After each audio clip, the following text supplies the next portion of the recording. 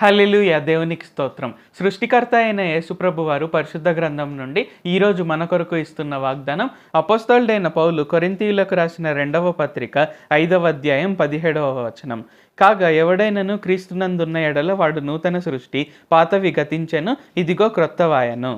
So మనం ఎప్పుడైతే యేసుప్రభు వారిని అంగీకరిస్తామో, అంటే ఆయనను మన సొంత రక్షకునిగా, సృష్టికర్తగా ఎప్పటి నుంచి అయితే అంగీకరిస్తామో ఆ మొదటి క్షణం నుండి కూడా మనం అందరము నూతన సృష్టి. సో పాతవన్నీ గతించెను, యేసుప్రభు వారి చేత, సృష్టికర్త అయిన యేసుప్రభు వారి చేత మనం అందరము కూడా నూతనంగా మార్చబడతాము. సో ఎలాగ నూతనంగా అవుతుంది అంటే, మనం యేసుప్రభు వారి నందు ఉన్నాం కాబట్టి. సో వాక్యంలో సెలవిచ్చిన ప్రకారంగా ఎవడైనాను క్రీస్తునందున్న ఎడల, అంటే మనం యేసుప్రభు వారి యందు ఉన్నాం కాబట్టి ఇక్కడ ఏంటంటే ఆయన మనకు రెగ్యులర్గా గొప్ప గొప్ప మర్మాలన్నీ మనకు తెలియజేస్తుంటారనమాట. సో చాలా గొప్ప మర్మాలు మనకు తెలియజేసి ఆ మర్మాలను మనం తెలుసుకుంటాం కాబట్టి, సో యేసుప్రభు వారి నుండి ఆ మర్మాలను మనం తెలుసుకుంటాం కాబట్టి ఇక్కడ ఏంటంటే మనము చాలా గొప్పగా మనము ప్రభావితం అవుతాం, అంటే చాలా గొప్పగా మన జీవితాలు మార్చబడతాయి. అండ్ అలాగా మనము నూతన సృష్టి అవుతాం అనమాట. సో కాబట్టి మనం ఎప్పుడు కూడా ఏంటంటే యేసుప్రభు వారి నుండి మనం కొత్త విషయాలు, చాలా గొప్ప విషయాలు మనం ఆశిస్తూ ఉండాలి. ఎందుకంటే అవన్నీ ఇవ్వడానికి ఆయన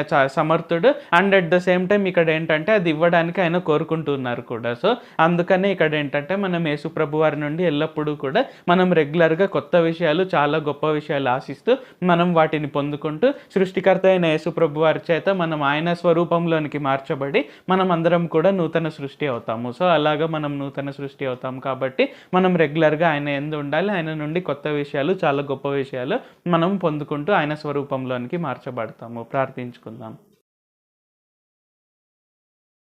ప్రభువా, దేవ సర్వాధికారి, మాకు ఇంకొకసారి ప్రార్థించుకునేందుకు అవకాశం ఇచ్చినందుకు వందనాలు తండ్రి. మీరు మా కొరకే చేసిన ప్రతి ఒక్క మేలుని బట్టి మీకు వందనాలు, స్తుతులు, స్తోత్రాలు తండ్రి. ఈరోజు వాగ్దానంని బట్టి వందనాలు తండ్రి. ఎవరెవరైతే మీ యందు ఉంటారో వారందరూ కూడా నూతన సృష్టి, పాతవి గతించెను, ఇదిగో క్రొత్తవాయెను అని మాకు తెలియజేసి ఉన్నారు తండ్రి. మేము ఎందుకు కొత్త సృష్టి అవుతాము అంటే, మీ నుండి మేము చాలా కొత్త విషయాలు, చాలా గొప్ప మర్మాలు మేము తెలుసుకుంటాం కాబట్టి, తద్వారా మా జీవితాలు గొప్పగా, చాలా అత్యున్నత రీతిలో ప్రభావితమై మేము నూతన సృష్టి అవుతాము అని తెలియజేసినందుకు వందనాలు తండ్రి. సో అవన్నీ ఇవ్వడానికి మీరు సమర్థులు. And at the same time మీరు ఇవ్వాలని కోరుకుంటున్నారు కాబట్టి మేమందరం కూడా ఈ ప్రార్థనలో పాల్గొంటున్న ప్రతి ఒక్కరం కూడా రెగ్యులర్గా మీ నుండి మేము చాలా కొత్త విషయాలు, చాలా గొప్ప విషయాలు మేము నేర్చుకొని మీ స్వరూపంలోనికి మార్చబడి నూతన సృష్టి అవుటకు సహాయం చేయండి. నజరేయుడైన సర్వశక్తి గల యేసుక్రీస్తు నామంలో ప్రార్థిస్తున్నాం తండ్రి. ఆమేన్. Thank you Jesus. దేవుడు మిమ్మల్ని ఆశీర్వదించును గాక.